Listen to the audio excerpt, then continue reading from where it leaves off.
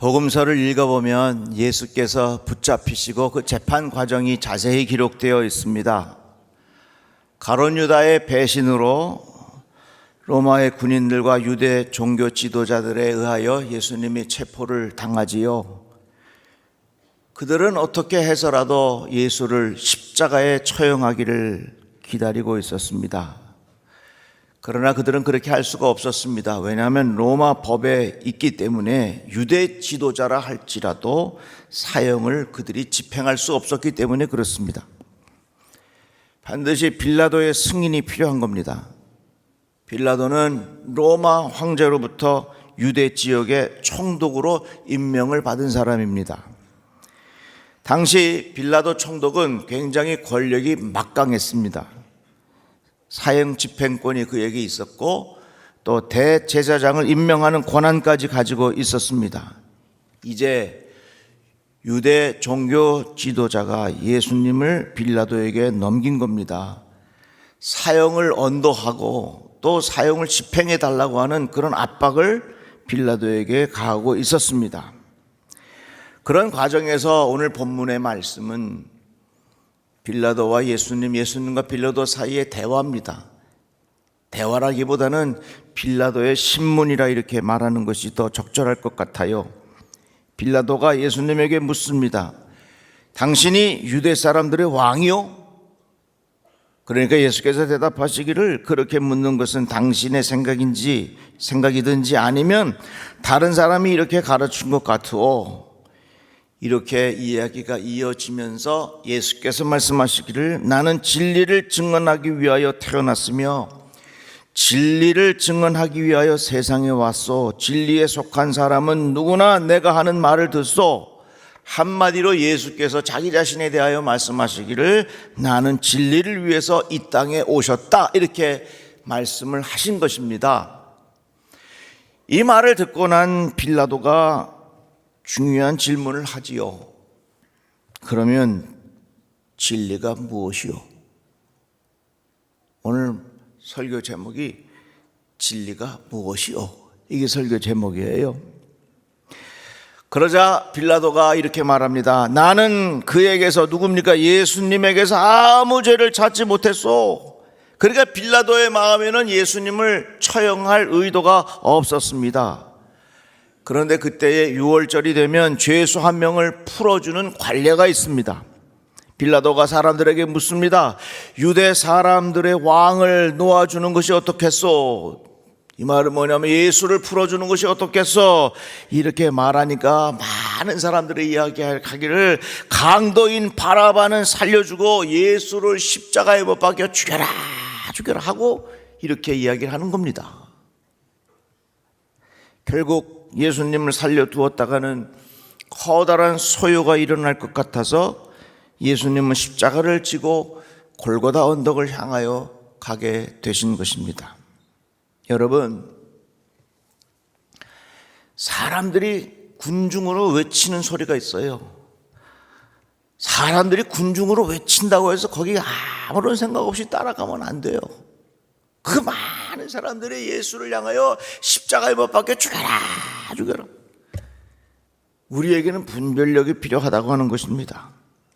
예수께서 이 땅에 진리를 위해서 오셨다고 말씀하셨고 빌라도가 진리가 무엇이요? 이렇게 물었는데 그렇다면 진리가 뭡니까?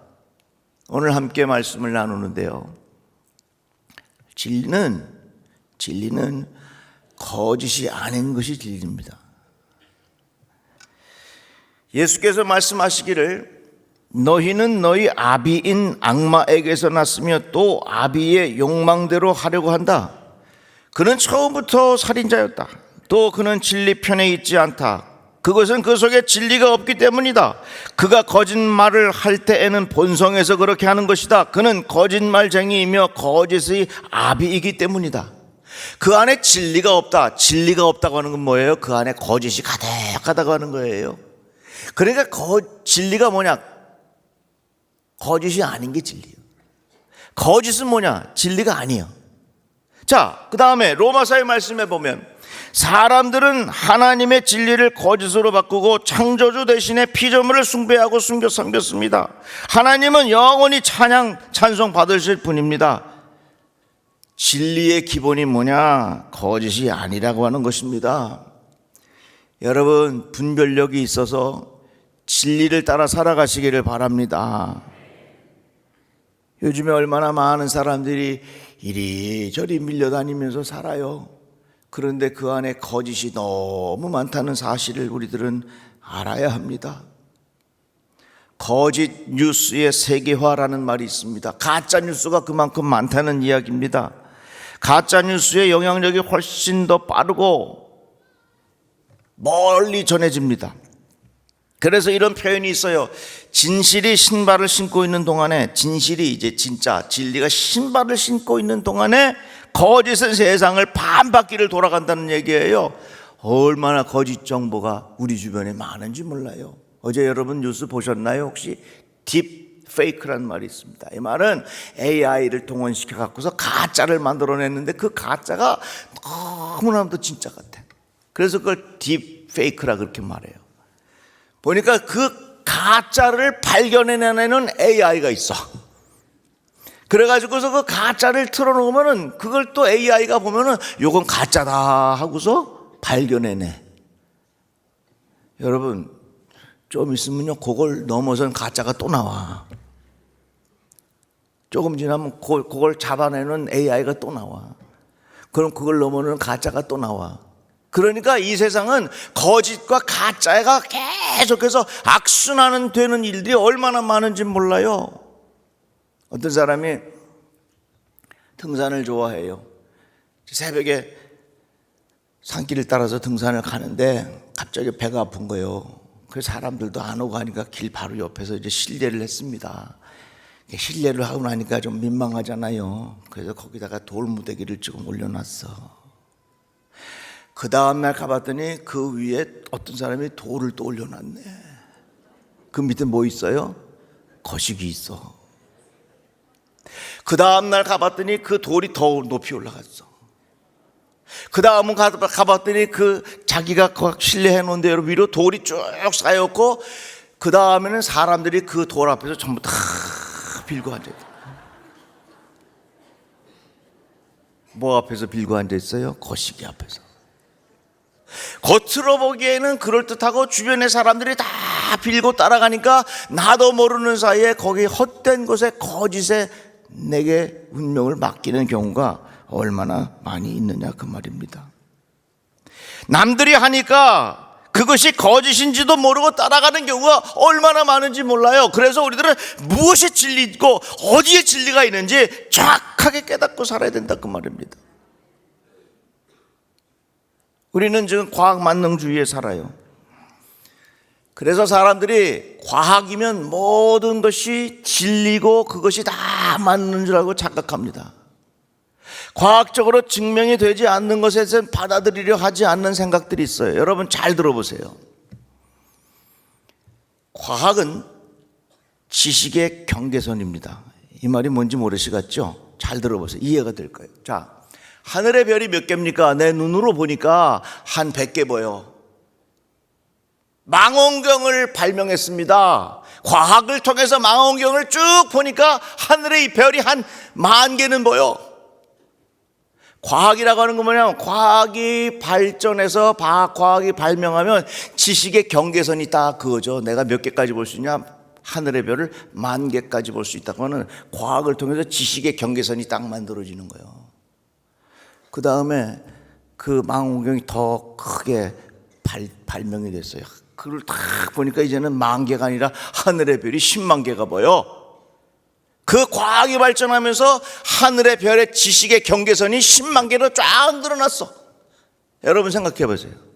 지금 우리가 망원경을 통해서 하늘의 별을 볼 수 있는 게 몇 개인지 알 수는 없지만 분명히 과학이라고 하는 것은 지식의 경계를 말하지만 하나님이 지으신 이 세상이 지식의 경계 안에 있느냐 그 말이에요. 과학의 발달을 통해서 망원경으로 한참 보지만 망원경으로 볼 수 없는 지식의 경계를 넘어선 하늘의 별이 얼마나 많아. 수많은 별들이 있어. 그래서요, 우리의 신앙은요, 지식의 경계선 안에 있는 게 우리의 신앙이 아니에요. 영어의 표현을 빌리자면 beyond라는 말이 있어요. beyond. 그걸 넘어섰다는 얘기예요. 우리의 신앙은 과학의 지식의 경계선을 넘어서 과학의 눈으로 볼 수 없는 하늘의 별들이 무수히 많다는 것을 받아들이는 거예요. 그러니까 우리의 신앙은요, 지식의 경계선 안에 있는 게 아니라 그걸 넘어서서 하나님께서 주신 말씀의 진리를 따라 살아가는 사람이 지혜로운 사람이라 그 말이죠. 다 같이 아멘. 이러한 확신이 여러분들에게 있기를 간절히 바랍니다. 이같이 진리라고 하는 건 뭐냐? 거짓이 아니라는 얘기예요. 그 다음에 진리의 특징이 있는데 그 진리의 특징은 언제든지 어디서든지 누구에게든지 적용되어야 한다는 것입니다. 왜 하나님의 말씀이 진리입니까? 하나님의 말씀은 언제든지, 지금이든지 앞으로 100년 후든지 1000년 후든지, 지금이든지 1000년 전이든지 100년 전이든지 다 이것이 우리에게 진리였어요. 어디서든지, 한국이든지 중국이든지 북한이든지 미국이든지 소련이든지 어디든지 다 적용될 수 있는 말씀. 누구에게든지, 키가 작은 사람이든지 큰 사람이든지 백인이든지 흑인이든지 누구든지 모든 사람들에게 적용될 수 있는 것, 이것이 바로 진리라고 하는 것입니다. 유식한 말로 표현하자면 진리는 뭐냐? 보편타당성이 있어야 된다는 얘기예요. 자, 하나님의 말씀은 진리입니다. 유행 따라 달라지는 거 아닙니다. 시대에 따라 달라지는 거 아닙니다. 세대에 따라 달라지는 거 아닙니다. 지역에 따라 달라지는 거 아닙니다. 국가마다 다른 언어가 있고 지역마다 다른 사투리가 있어도 하나님의 말씀은 똑같이 적용되는 것이 바로 하나님의 진리예요. 다 같이 아멘. 이 진리가 어디에 있느냐? 진리가 예수에게 있어. 그러니까 빌라도가 예수님에게 진리가 무엇이요? 라고 물었는데 어떻게 보면 엄밀한 질문은 진리가 누구입니까? 내가 진리를 어디에서 찾을 수 있겠습니까? 이것이 더 정확한 질문일 수 있어요. 어거스틴이 고백록에서 이렇게 말했습니다. 누가 누구에게 이런 진리를 가르쳐 이해시키겠습니까? 어느 천사가 어느 천사에게 그것을 해석해 주겠습니까? 어느 천사가 사람에게 그 진리를 깨닫게 해 주겠습니까?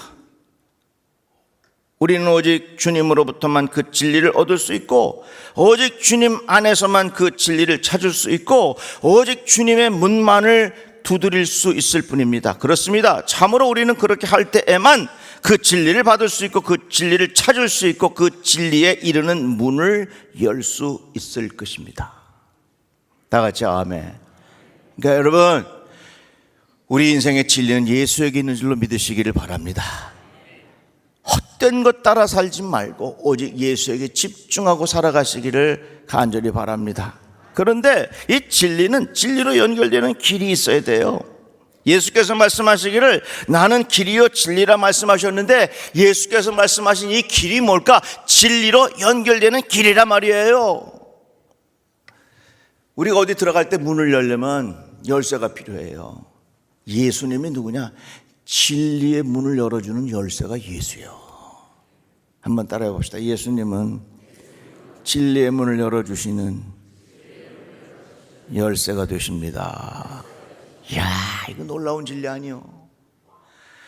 그러니까 여러분 괜히 마음 헷갈리게 살지 말고 나에게는 예수가 길이요. 무슨 길이냐? 나로 하여금 예수께서 진리로 인도하는 길을 열어주신다. 다 같이 아멘. 그러면 이제 사람들이 그래요. 오직 진리가 왜 예수밖에 없냐고. 예수께서 말씀하셨잖아요. 이 예수밖에는 다른 아무에게도 구원은 없습니다. 사람들에게 주신 이름 가운데 우리가 의지하여 구원을 얻어야 할 이름은 하늘 아래에 이 이름밖에 다른 이름이 없습니다. 그 이름이 누굽니까? 예수예요. 사람들이 그러죠. 꼭 예수가 진리냐고. 여러분 생각해 보세요. 진리가 하나면 부족해요? 여러분 아버지가 몇 명이면 좋겠어? 아버지가 한 사람이면 족한 거요. 아버지가 손에 명식 대봐. 우리 아버지 많아서 좋다. 이야, 그건 인생이 비참해져 꼬여. 한 가지 여쭤봅시다. 태양이 한 서너 개면 좋겠어요? 태양이요? 하나면 좋게. 이 세상의 진리가 예수요. 예수 따라 살아가는 은혜가 여러분들에게 있기를 주의 이름으로 축복합니다. 하나님께서는 모든 사람이 다 구원을 얻고 진리를 알게 되기를 원하십니다. 예수님은 누구십니까? 진리예요. 예수님은 누구십니까? 길이에요. 무슨 길? 진리로 인도해 주시는 길이라고 말이에요.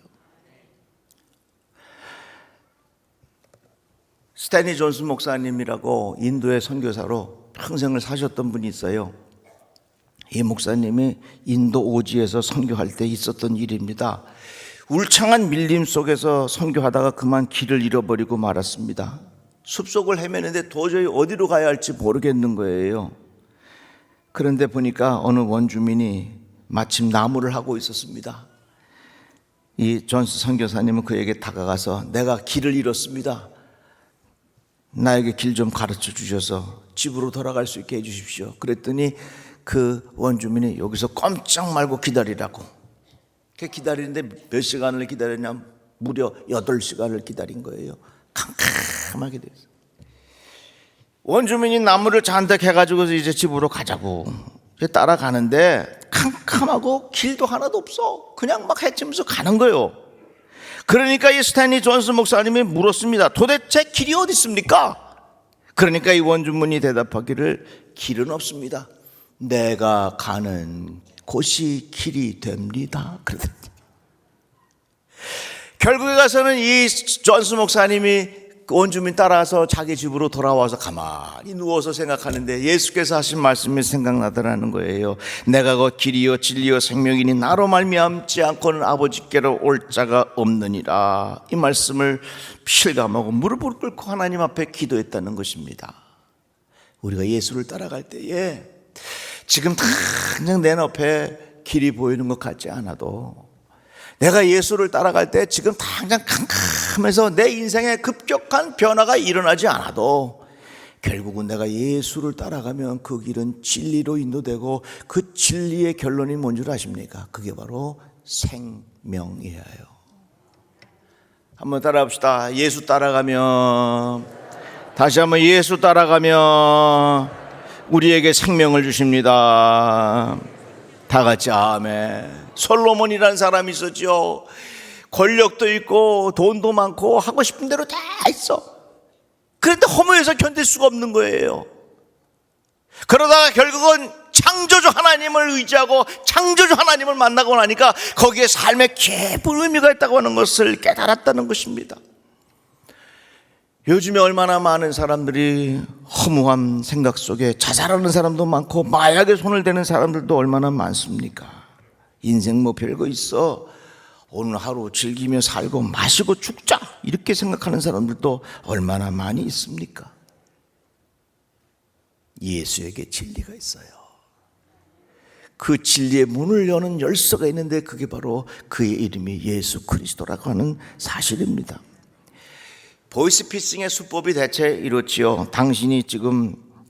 당신도 모르는 사이에 당신의 통장이 범죄에 연루되어 있으니 조사를 받으러 나오십시오.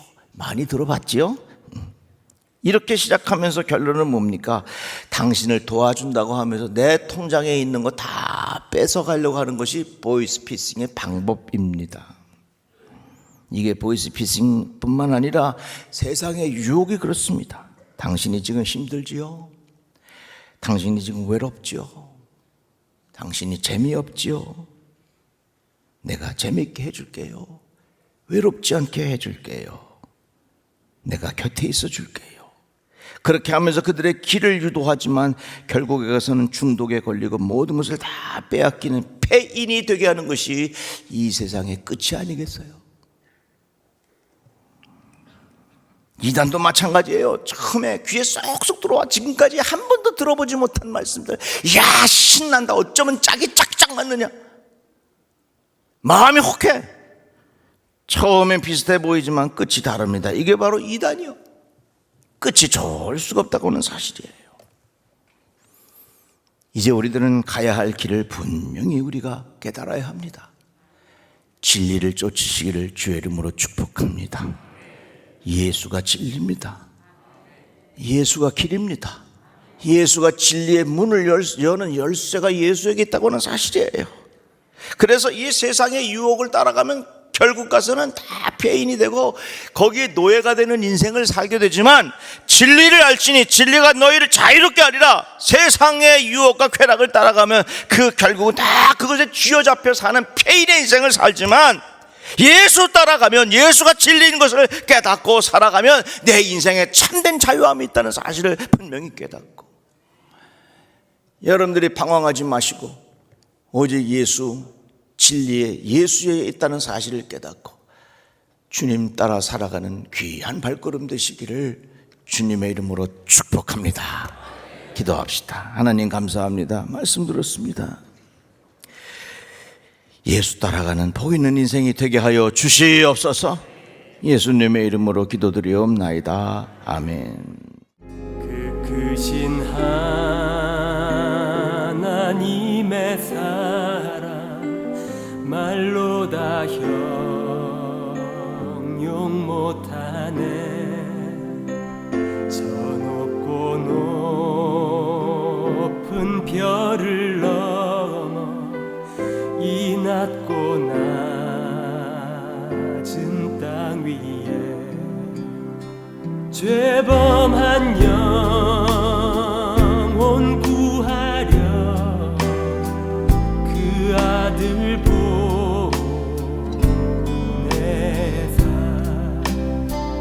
화목제로